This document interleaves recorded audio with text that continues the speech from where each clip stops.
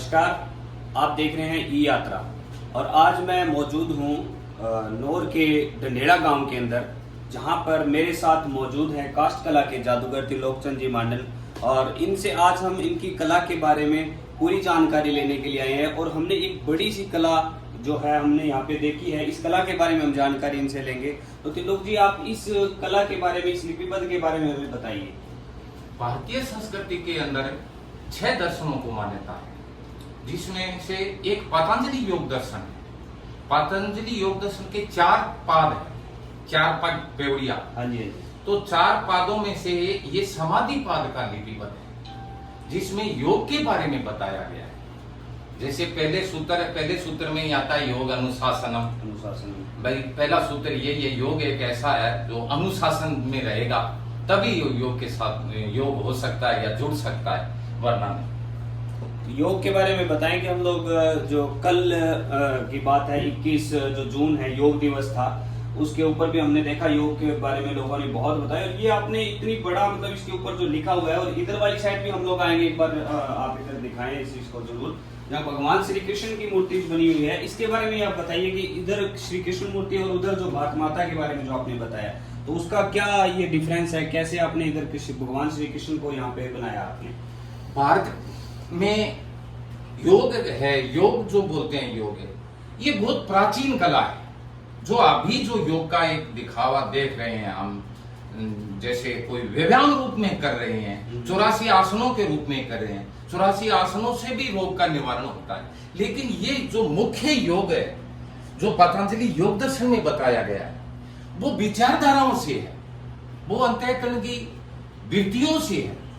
जैसे योग किसको कहते हैं, तो योग सचित है, वृत्ति निरोध है, विचित की वृत्तियों को निरोध करने को योग कहते हैं। तो इस तरह से है। ये तो एक जो अभी चल रहा है भारत के अंदर, वो भारत के अंदर चला, वो उसके आधार पर नहीं है।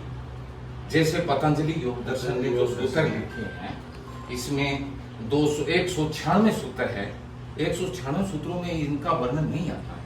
ठीक है, थोड़ा बहुत आसन वगैरह वगैरह ये पहले आता है, लेकिन ये जो बात है वो चित्त की है।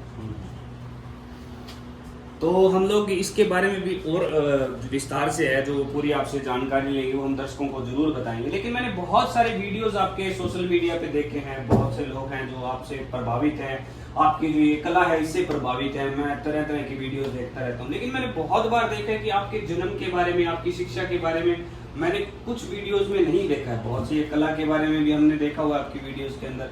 तो मैं आपके थोड़ा जन्म के बारे में जानना चाहूंगा कि आपका जन्म कहाँ हुआ था और आपकी शिक्षा कहाँ हुई थी, प्रारंभिक जो शिक्षा है। मेरा जन्म 1/1/1968 के अंदर डंडेड़ा गांव के अंदर। तो डंडेड़ा गांव के अंदर मिडिल तक की पढ़ाई है। इसके बाद में मिडिल करने के बाद में मैं संघिया चला गया। 9th में घर परिस्थिति, आर्थिक स्थिति कमजोर थी, इसलिए मैंने वो छोड़ दिया। तो मेरा क्या मन ऐसा हुआ कि भाई तुम इस काष्ठ कला में लगे, ये रूपत हो रहा है, तो ये मैंने काष्ठ कला में की। तो मेरा आकर्षण का केंद्र यही है। लोग मेरे को आकर्षण क्यों करते हैं? क्योंकि मैं उस जमाने की प्राचीन कला को अभी इसी वक्त में प्रदर्शित कर देता हूँ। जैसे आपने इसके बारे में बोला भी भारत माता, ये नहीं, मैं भारत हूँ, ये तो अशोक चक्र का चिन्ह देकर मैं भारत हूँ। तो ये बाबा महाअवतार की आर्ट लगेगी। आज से 2500 वर्ष पहले ये बाबा महाअवतार हुए। अभी लोगों का कहना है, मेरे को तो पता नहीं, लोगों का कहना है कि अभी ये महाअवतार बाबा है वो जिंदा है। तो इसके बाद में फिर योगन प्रबंधन ये क्या है कि चलता रहा। इससे पहले श्री कृष्ण योगेश्वर हुए, उन्होंने भी इस योग दर्शन के बारे में भी हमने गीता में, स्मृति में जो वर्णन किया है वो बहुत गुण रूप में किया गया है। जो आज के युग के जो देख रहे हैं वो इनसे बहुत भिन्न है, मतलब यहाँ तक नहीं पहुंचे। ये स्थिति है वो क्या है कि चित्त, मन, बुद्धि, अहंकार, ये 4 अंतःकरणों में प्रभावित करती है, इनका योग से प्रदर्शित करती है या इनकी तरफ खिंचाव करती है। और ये क्या है, ये तो एक व्यायाम है, जिससे क्या है कि रोग है वो निवारण हो सके। 84 आसनों से भी रोग निवारण होते हैं, ये भी एक योग ही है। लेकिन ये महत्वपूर्ण जो है, त्रिलोक जी, जैसे हमने सुना है कि जो व्यक्ति के अंदर कला होती है वो बचपन से ही दिखाई देने लग जाती है। बाल्यावस्था के अंदर जिस समय आप स्कूल में थे, जहाँ बच्चों का काम अपने गांव के अंदर कंचे खेलना है, बैट बॉल खेलना है, उस तरह के शौक होते हैं, अभी भी है, पहले भी होते थे।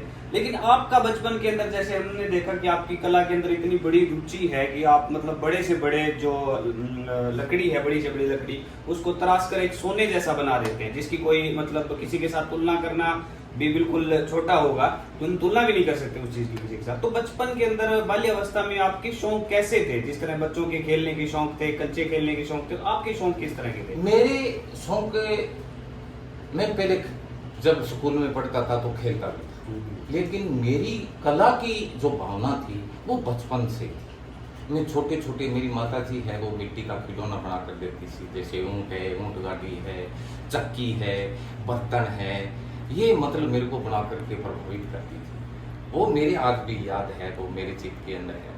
तो इससे क्या है, ये सबसे बड़ी बात मैं बताता हूँ कि ये कला कैसे और कहाँ कैसे है।